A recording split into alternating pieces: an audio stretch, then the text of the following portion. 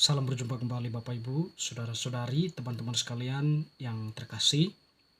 Pada kesempatan ini saya mengajak kita kembali lagi untuk mempersiapkan sedikit waktu kita mendengarkan sabda Tuhan yang kita ambil dari Penginjil Yohanes bab 6 ayat 52 sampai 59.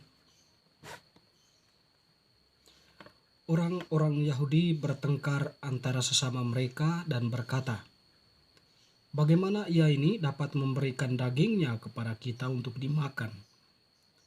Maka kata Yesus kepada mereka, "Aku berkata kepadamu, sesungguhnya jikalau kamu tidak makan daging anak manusia dan minum darahnya, kamu tidak mempunyai hidup di dalam dirimu. Barang siapa makan dagingku dan minum darahku, ia mempunyai hidup yang kekal, dan aku akan membangkitkan dia pada akhir zaman. Sebab dagingku adalah benar-benar makanan dan darahku adalah benar-benar minuman. Barang siapa makan dagingku dan minum darahku, ia tinggal di dalam aku, dan aku di dalam dia.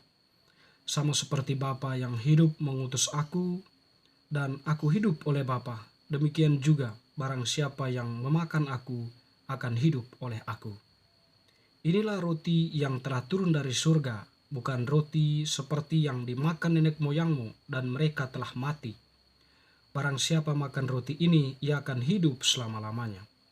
Semuanya ini dikatakan Yesus di Kapernaum ketika ia mengajar di rumah ibadat.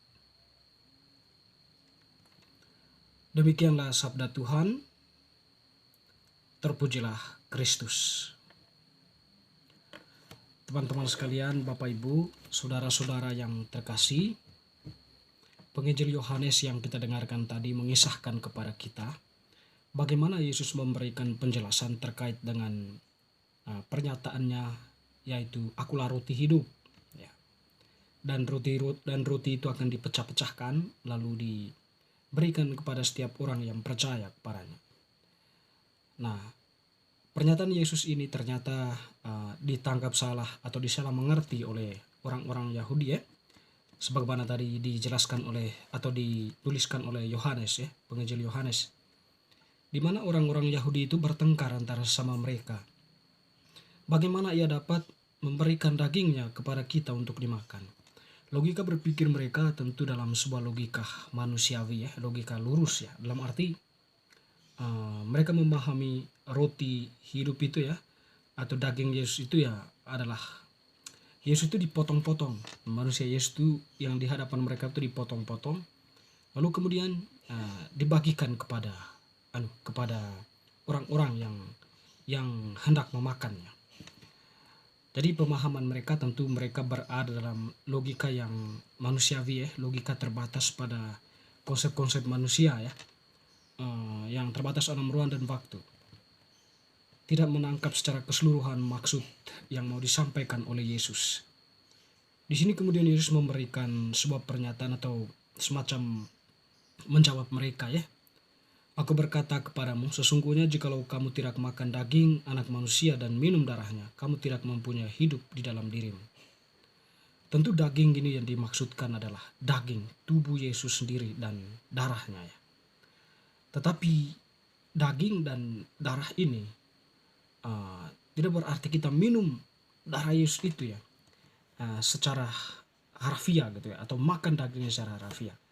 Tetapi yang dimaksudkan oleh Yesus ini adalah Yesus yang mengorbankan diri ini, ya, yang mengorbankan diri di kayu salib dan wafat di salib, darahnya menetes sebagai bentuk kasih yang sempurna dari Allah sendiri. Itulah yang dimaksudkan dengan tubuh dan darahnya. Artinya dia mengorbankan dirinya, mengorbankan tubuhnya dan darahnya itu adalah sebuah bentuk pengorbanan Yesus untuk menyelamatkan manusia. Nah, di sini seperti konsep tentang Paskah Yahudi, ya, domba itu, ya, domba yang dikorbankan untuk menghapus dosa-dosa orang Israel, memohon penghapusan dosa, ya, pendamaian antara Allah dengan orang-orang Israel itu, ya.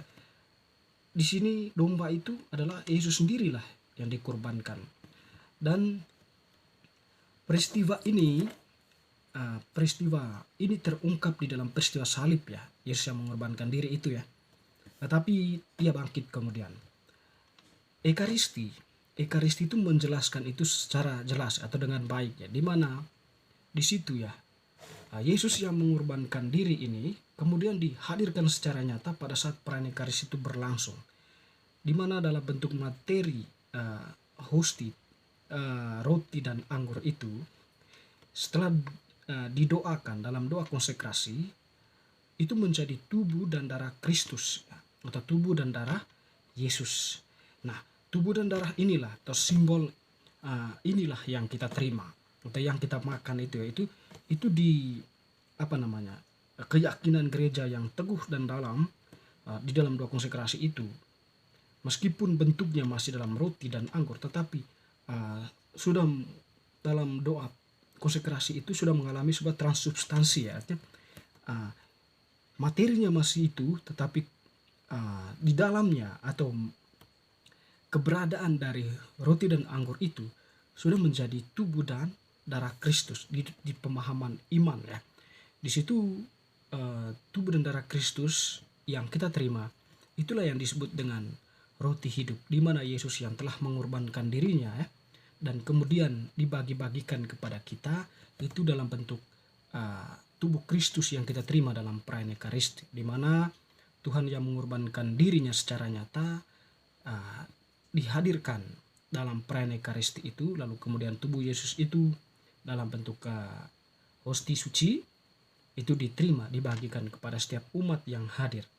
Dan tentunya setiap orang yang percaya kepada Yesus ya menerima tubuh itu, menerima darahnya. Dia makan tubuh Kristus dan minum darahnya.